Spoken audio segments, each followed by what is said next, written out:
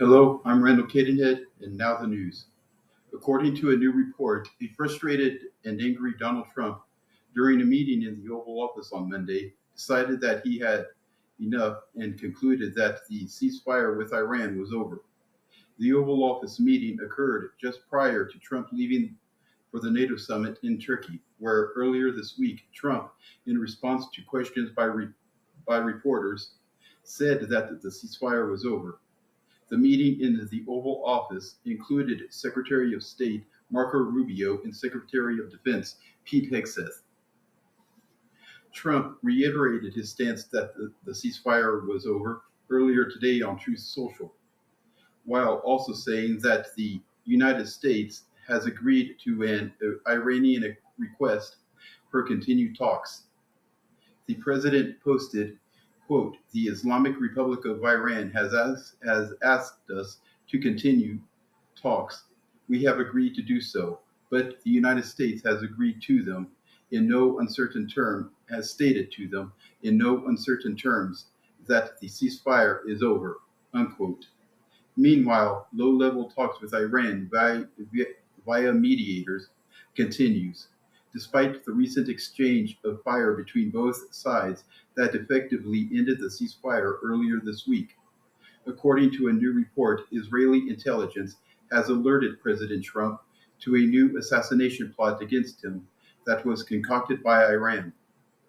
One source told the media that Trump received the information regarding the alleged plot earlier this week. However, CNN is reporting that the chatter could just be a push to force Trump to agree to a new ceasefire between the United States and Iran. Commenting on the situation, the president said, quote, "They want to take out the U.S. leader, me. I'm on whatever list. I saw this morning, I'm on every single one of their lists. And so far, I guess I've been a bit lucky. But maybe that doesn't last very long.